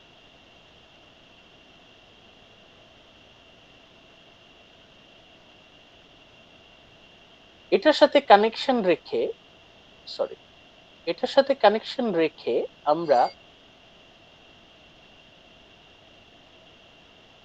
পরের স্লাইডে একদম লাস্ট যে সেন্টেন্সটা সেটা যদি একটু দেখেন, আবিদা কি একটু পড়বেন লাস্ট সেন্টেন্সটা, ওই যে এই স্লাইডের একদম লাস্ট। জি স্যার। চার্লস অ্যানালিসিস 1 দেখেন। Eliot's talk of escape from personality is not a call to escape from the self, but a call to escape further into the self.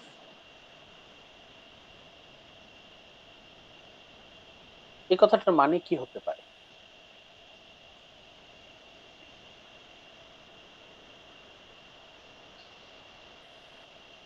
একটু ব্যাখ্যা করা যায় এটা কোনোভাবে?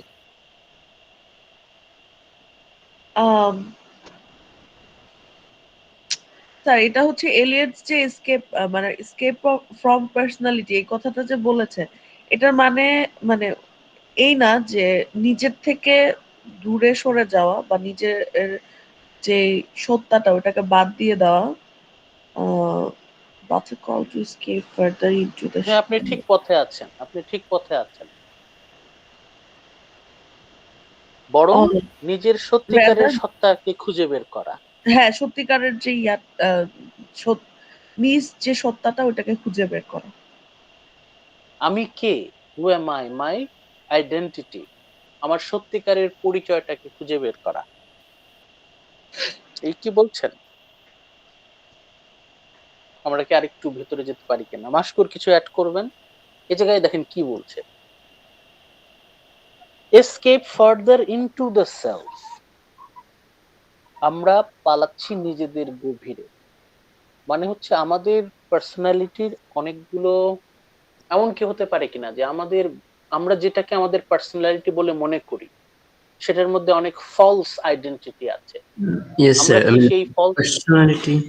Yes, sir. Personality is like, I think here Eliot is referring to the persona or social face when he says personality. হ্যাঁ Like personality is the yes outer layer of our identity, outer layer of ego. So when he says that it's a poetry is an escape from personality, what he tries to mean is that personality is this outer shell, outer layer. So by escaping, we need to get. He means to get rid of this shell and delve further into the ego, into the personality, into the self. So who he, am I really, তাই না? My my original self, my is true self. more true self. Yeah. হুম, মানে আমরা বলতে পারি যে আমরা মানুষ কোথায় এক, where are we actually united? We are actually united in our deepest self. আমরা ওই জায়গাটায় সবাই ইউনাইটেড। আমরা ডিভাইডেড হই হচ্ছে আমাদের পার্সোনাতে, এই আমাদের যে আরোপিত অস্তিত্ব, আমাদের যে এক্সটার্নাল আইডেন্টিটি, সেটা হচ্ছে আমাদেরকে পৃথক করে দেয়।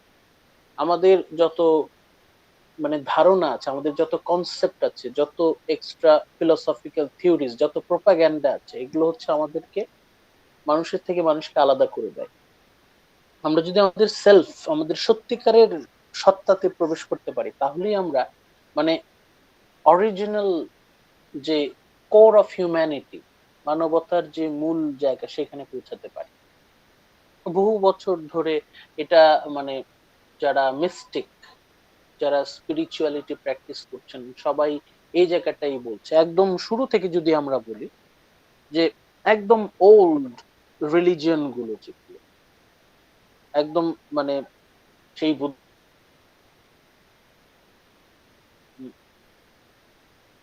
বিশেষ করে এই ইস্টে যে স্পিরিচুয়াল প্র্যাকটিসটা হচ্ছে, ইস্টার্ন স্পিরিচুয়াল প্র্যাকটিস, এখানে কনফুসিয়াস আছেন, লাউৎজু আছেন, তারপর পরবর্তীতে অ্যালান ওয়াটস, নেক্সট অনেকেই এখান থেকে ইন্সপায়ার্ড হয়ে তারা তাদের ফিলোসফিক্যাল আইডিয়া গুলো এক্সপ্যান্ড করেছেন। এখন তাদের কথা এটাই যে মানব জাতি এক জায়গায় United. Core centre of humanity is self, সত্তা, প্রকৃত সত্তা। এবং এলিয়টের উনি যেটা বলছেন যে কন্টিনিউয়াস সেলফ স্যাক্রিফাইস, আমরা স্যাক্রিফাইস করব হচ্ছে আমাদের যে মেড অফ আইডেন্টিটি, আমরা যে পার্সোনালিটিটা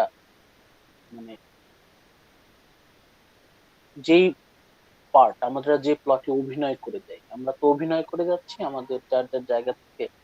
আমরা যদি সেই মুখোশটা, সেই খোলসটা যদি আমরা ভেঙে ফেলি, আমরা যদি আমার সত্যিকারের অস্তিত্বে ফেরত আসি, if I can return to myself, then in that state আমি যা বলবো সেটা হবে শুধুমাত্র আমার একার কথা নয়, এটা সমগ্র মানব জাতির কথা হবে। Poetry that time will be timeless and universal. It will transcend the time and space. এটা সর্বযুগের, সর্বকালের, সর্বমানুষের কথা।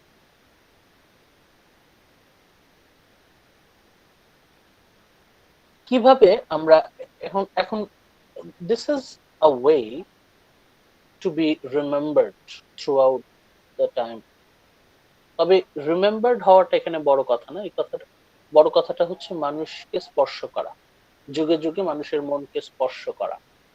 মানুষকে কিভাবে আমরা স্পর্শ করব? যদি আমরা মানুষের মনের গভীরে প্রবেশ করতে পারি। প্রতিটা মানুষের মনের গভীরে আলাদা আলাদা ভাবে প্রবেশ করার দরকার নেই, আমি আমার গভীরে প্রবেশ করব। সব মানুষের গভীরে আমি যদি আমার গভীরকে স্পর্শ করতে পারি, আমি সব মানুষের গভীরতাকে স্পর্শ করতে পারি। এবং গভীরে যেতে হলে আমাদেরকে এই সমস্ত ভান ভনিতা বাদ দিতে হবে, আমাদের যে বানানো পরিচয়, আমাদের পার্সোনালিটি, এগুলোকে বাদ দিতে হবে। এই কথাগুলোই অবশ্য টি.এস. এলিয়ট বলতে চেয়েছেন। সেটাই এখানে আছে যে it is inaccurate to view Eliot's essay as critical rejection of self altogether. If anything, he is arguing that great poetry is forged in deeper self rather than surface personality of the poet. সারফেসে কে কি করছে,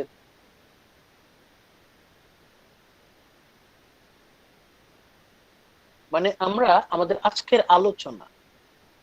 আজকের সামগ্রিক আলোচনা এই স্লাইডে এসে শেষ করতে পারি। এই যে এই লাইনটাতে এসে আমরা আমাদের যাবতীয় আলোচনাটা শেষ করি আজকে। এলিয়ট উনি এই কথাগুলো, যে সেলফ স্যাক্রিফাইস, এই কথার মাধ্যমে উনি কি বলতে চেয়েছেন? It is inaccurate to view Eliot's essay as critical rejection of self altogether. Eliot আমাদের সত্তাকে বাদ দিতে বলছেন না, সত্তাকে বাদ দিয়ে তো করতে হবে, সত্তা তো থাকবে। If anything, he is arguing that great poetry is forged in deeper self. কিন্তু আমাদের ভেতরে প্রবেশ করতে হবে, আমাদের মনের ভেতরে যে জায়গাটা হচ্ছে অরিজিনাল, যে জায়গাটা হচ্ছে পিওর, শুদ্ধ, সেখানে প্রবেশ করতে হবে। rather than the শুনতে ভালো লাগছে, কিন্তু এই কথাটা আসলে মানে এটাকে যদি আমরা অ্যাপ্লাই করতে যাই, এটা অনেকটাই হচ্ছে মানে abstract, it is way to abstract. এই বিষয়টাতে কিন্তু কনক্রিট কোনো কিছু নাই। এখন এত বেশি অ্যাবস্ট্রাক্ট হলে যেটা হয় সেটা আসলে আমরা শুনলাম কিন্তু আমরা ওটা ফিল করতে পারছি না। এই জায়গাটা টাফ হয়ে যাবে স্যার। সেটা আমরা আমাদের মতো করে যখন বুঝতে যাই তখন কি হয় যে আমরা আসলে মানে ফিল করতে পারি। এখানে উনি কি বলছেন, এই যে হি ইজ আর্গুইং, এই যে এই পার্টটা আমরা ফোকাস করি, get poetry is forged in deeper self. আমাদের মনের গভীরে কবিতা তৈরি হয়, আমাদের ভেতর থেকে কবিতা বের হয়ে আসে, ভেতর থেকে আমাদের মহান কবিতা যেটা সত্যিকারের গ্রেট পোয়েট্রি সেটা ভেতরে তৈরি হয়, ফোর্জ হয়, রাদার দ্যান সারফেস পার্সোনালিটি। আমাদের যে অস্তিত্বের বাইরের স্তরে কবিতার জন্ম না, কবিতার জন্ম হচ্ছে আমাদের গভীরে, আমাদের গভীর থেকে বের হয়ে আসে, আমাদের মনের গভীর থেকে, আমাদের সত্তার গভীর থেকে বের হয়ে আসে।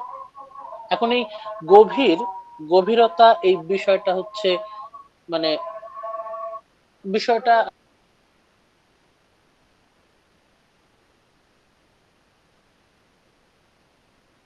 এখন এই জায়গায় এসে আমরা মানে সবাইকে কানেক্ট করতে পারি। আমরা Aristotle, Wordsworth, Coleridge, Arnold, Eliot, সবাইকে আমরা কানেক্ট করতে পারি। কিভাবে সেটা পারি? আমরা একটু মাথা ঘামাতে থাকি, একটু চিন্তা করতে থাকি, আজানটা শেষ হোক, আমি একটা ফিনিশিং দিয়ে দিব।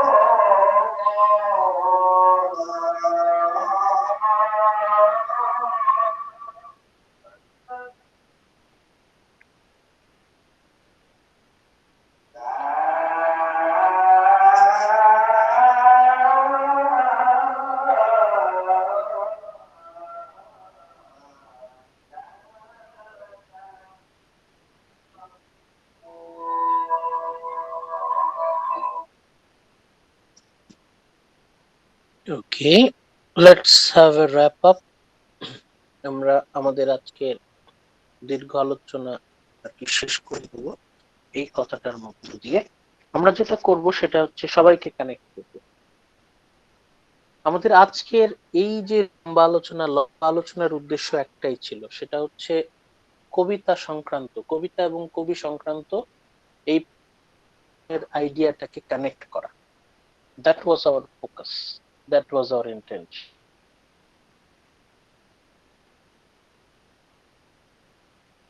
অ্যারিস্টটল, আমরা আবার শুরুতে চলে যাই। অ্যারিস্টটল যে কথাটা বলেছেন, imitation of life, imitation of our emotion, everyday action. আমরা যখন ইমিটেট করি তখন দেখা যায় যে ইমিটেশনটা অনেক সময় সারফেস লেভেলে হয়, আবার সব সময় না, আবার মাঝে মাঝে আমরা ডিপ লেভেলেও ইমিটেট করি। ইমিটেশনটা যেন ডিপ হয়, আমরা ডিপলি ইমিটেট করার চেষ্টা করব। যখন আমরা বাস্তবতার কোনো কিছু ইমিটেট করব, আমরা শুধুমাত্র সারফেস লেভেলটাকে ইমিটেট করব না, আমরা অনুধাবন করার চেষ্টা করব, গভীরে যাওয়ার চেষ্টা করব। মূলত সেটাই তো মিন করেছে, তাই না? ইমিটেশন বলতে তো আমরা শুধুমাত্র যদি বাইরের অনুকরণ বুঝি তাহলে তো হবে না, তাহলে ডিপ ডিপ ইমিটেশন। কারণ আমরা যদি ডিপ থেকে ইমিটেশন না করি, if you do not imitate deeply, তাহলে তো আমরা ইমোশনটাকে ধরতে পারবো না। ঠিক আছে, তাহলে এই কথাটা আমরা ওই অ্যারিস্টটলের সাথে কানেক্ট করতে পারি। ওয়ার্ডসওয়ার্থের ক্ষেত্রেও এটা কানেক্ট করা যায়। ওয়ার্ডসওয়ার্থ তো বলেই দিয়েছেন, spontaneous overflow of powerful feelings. এই ওভারফ্লোটা কোথা থেকে আসে? ডিপ থেকেই আসে। আবার যখন ফিল্টার করব, ফলস ইমোশন গুলো চলে যাবে, সেগুলো কোথা থেকে আসবে? সেগুলো সারফেস পার্সোনালিটি থেকে আসবে। আমাদের যে ফলস ইমোশন, সেটা আসে হচ্ছে আমাদের সারফেস পার্সোনালিটি থেকে। আমাদের যে রং ফলস ইমোশন গুলো আসে হচ্ছে আমাদের সারফেস পার্সোনালিটি, আমাদের এক্সটার্নাল আইডেন্টিটি থেকে আমাদের ভুল ইমোশন গুলো জন্ম নেয়। আর সত্যিকারের ইমোশন সেটা বের হয়ে আসে হচ্ছে আমাদের ভেতরের অস্তিত্ব থেকে, আমাদের ডিপ সেলফ থেকে। যখন আমরা মাথা ঠান্ডা করি তখন আমাদের ওই ফলস ইমোশন গুলো আমরা বুঝতে পারি যে ওটা আসলে ওই মুহূর্তে আমার মধ্যে এই ইমোশনটা কাজ করেছিল, কিন্তু সেই ইমোশনটা আসলে ভুল ইমোশন। তাহলে ওই ইমোশনটা বাদ পড়ে যায়, কারণ আমরা শুধুমাত্র যে ইমোশনটা আমার ডিপ সেলফ থেকে আসে সেটাকে আমরা রাখি। ওকে, তাহলে ওয়ার্ডসওয়ার্থ দিয়ে আমরা কানেক্ট করলাম। এরপর কোলরিজের কথা হচ্ছে, সত্য বলাটা গুরুত্বপূর্ণ না, গুরুত্ব হচ্ছে মানুষকে আনন্দ দেওয়া। মূলত ওই জন কিটসের একটা কথা আছে না, truth is beauty, beauty is truth. এটা কিন্তু মোটামুটি সব জায়গায় সত্য। মানুষকে যদি আপনি সত্যিকারের আনন্দ দিতে পারেন, সত্যিকারের যদি ডিলাইট, সত্যিকারের প্লেজার যদি আপনি দিতে পারেন, তাহলে দেখবেন তার মধ্যে সত্য আছে। মানে যেই আনন্দটা আপনার ভিতর থেকে আসে, আপনি মানুষকে কখন আনন্দ দিতে পারবেন? যেটা যদি আপনার ভেতর থেকে আসে। আপনার ভেতর থেকে যে ইচ্ছাটা, মানুষকে আনন্দ দিতে চাচ্ছেন, এটা যদি আপনার ভেতর থেকে আসে, তাহলে সেই আনন্দের পেছনে অবশ্যই সত্য লুকানো থাকবে। আমরা মানুষের খারাপ চাই কখন? আমরা মানুষের মন্দ চাই, মানুষকে কষ্ট দেই কখন? যখন আমরা সারফেস পার্সোনালিটি, আমাদের এক্সটার্নাল আইডেন্টিটি দিয়ে যখন আমরা মানুষকে আক্রমণ করি। এই যে মানুষের সাথে মানুষের যত দ্বন্দ্ব, এই যে মানুষ মানুষকে কষ্ট দিচ্ছে, এই পুরোটাই হচ্ছে তার এক্সটার্নাল আইডেন্টিটি, তার সারফেস পার্সোনালিটির কারণে হচ্ছে। তার যে মিথ্যা পরিচয়, মানুষের যে বিভেদ, এটা কিন্তু তার মিথ্যা পরিচয়ের জন্য, তার এক্সটার্নাল সারফেস আইডেন্টিটির জন্য। বা আমরা মানুষকে কষ্ট দেই মূলত ওই সারফেস পার্সোনালিটির কারণে। আমরা মানুষকে কষ্ট দিই। আমরা যদি আমাদের ভেতর থেকে একটা মানুষের সাথে মানুষের সম্পর্ক যদি একদম ডিপ লেভেল থেকে হয়, ডিপার সেলফ থেকে হয়, তাহলে মানুষ কখনো মানুষের খারাপ চাইতে পারে না। কারণ উই আর অ্যাকচুয়ালি ওয়ান। আমরা যদি একজন আরেকজনকে এইভাবে ট্রিট করতে পারি, তাহলে সেই হিসাবে কোলরিজেরটা ওইখানে কানেক্টেড। এবং ম্যাথ যে আমরা, এটা হচ্ছে আমাদের চিরন্তন আনন্দের উৎস। এটা আমাদেরকে আমরা ধর্ম বলি, দর্শন বলি, মানে বিজ্ঞান বলি, এই সব কিছুই মানে অসম্পূর্ণ যদি কবিতা না থাকে। তাহলে এই ধর্ম, দর্শন, বিজ্ঞান, প্রযুক্তি, এই সবই হচ্ছে আমাদের এক্সটার্নাল আইডেন্টিটি, সারফেস পার্সোনালিটির পার্ট। কিন্তু এর সোলটা হচ্ছে, কোরটা হচ্ছে পোয়েট্রি, যেটা গভীর থেকে আসে। তার মানে আমাদের সবার গভীরের, আমাদের সবার ভেতরে, আমাদের যদি একদম ট্রু, এই যে এখন এখন কথা হচ্ছে যে তাহলে গভীরে যাওয়া, এটা তো অনেকটাই অ্যাবস্ট্রাক্ট আইডিয়া। গভীরে যাওয়া, এটার আরেকটা ভাবে আমরা বলতে পারি, আপনি একটু মাথা ঠান্ডা রেখে চিন্তা করেন, আপনি সত্য বলে কোনটা বিশ্বাস করেন? What is your faith about truth? What is your faith about truth? Truth is beauty, beauty is truth, and that truth is your original poetry. সেই সত্যি হচ্ছে সত্যিকার কবিতা। এখন আপনি নিজেকে জিজ্ঞেস, সত্য কি? What is truth in your conviction? আপনার বিশ্বাস, আপনার চেতনায় সত্যটা কি? আপনি কোনটাকে সত্য বলে বিশ্বাস করেন? সেটা হচ্ছে আপনার ডিপ সেলফ, সেটাই হচ্ছে আপনার অস্তিত্বের অবলম্বন। এবং এটার মাধ্যমে সবাই কানেক্টেড।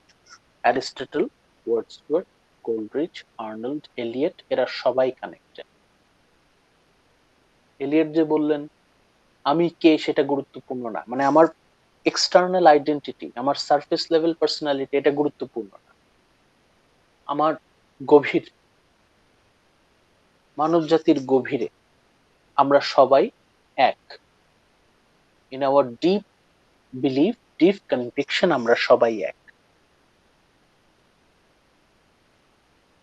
আচ্ছা, তাহলে এইখানে আমরা আসলে বলতে পারি আজকে এটাই হচ্ছে আমাদের ফোকাস ছিল, যে আমরা আমাদের এই আমাদের সিলেবাসে, আমাদের এই কোর্সে যে 5টা টেক্সট পড়লাম, অ্যারিস্টটলের পোয়েটিক্স, ওয়ার্ডসওয়ার্থের প্রিফেস, কোলরিজের বায়োগ্রাফি, লিটারেরিয়া,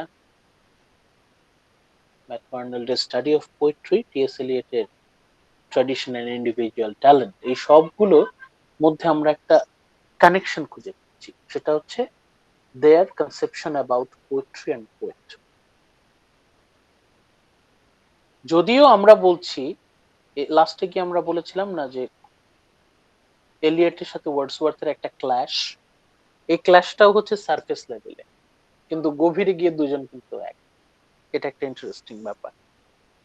মানে অ্যাপারেন্ট লেভেলে, সারফেস লেভেলে there is a conflict, there is a clash between Wordsworth and Eliot, কিন্তু আলটিমেটলি তারা একই কথাই বলছেন।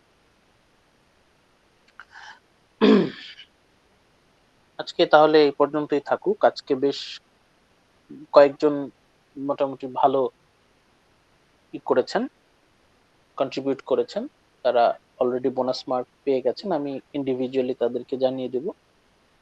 আর যারা আজকে কন্ট্রিবিউট করতে পারলেন না, ইনশাল্লাহ নেক্সট ক্লাসেও একটা সুযোগ আছে, 21 তারিখ। নেক্সট ক্লাসেও আমরা নেক্সট ক্লাসে আমরা ফোকাস করব হচ্ছে সবার যে ইন্ডিভিজুয়াল কন্ট্রিবিউশন, অ্যারিস্টটল এদের প্রত্যেকের যে ইন্ডিভিজুয়াল কন্ট্রিবিউশন, সেটা আমরা কানেক্ট করার চেষ্টা করব, এবং সেটার মধ্যে একটা কানেকশন আমরা খুঁজে পাবো। এটা আমরা নেক্সট ক্লাসে ইনশাআল্লাহ ডিসকাস করব। তাহলে নেক্সট ক্লাস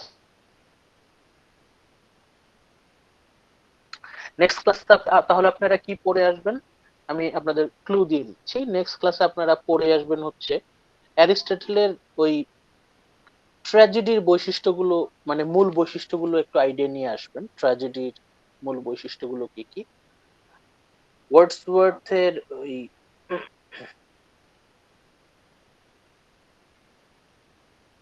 আইডিয়া নিয়ে রাখবেন যে কবিতা কিভাবে লিখতে হয় সেটার প্রসিডিউরটা, কোলরিজের ইমাজিনেশন এন্ড ফ্যান্সি, কোলরিজের ইমাজিনেশন ফ্যান্সি, এই দুটার মধ্যে কিভাবে উনি আলাদা করলেন এটা একটু আইডিয়া নিয়ে আসবেন। কোলরিজের মতো what is imagination, what is fancy, imagination কি ফ্যান্সি কি, এই দুটাকে উনি কিভাবে আলাদা করলেন, আবার ইমাজিনেশন কি দুই ভাগে ভাগ করলেন, এটা একটু আইডিয়া নিয়ে আসবেন।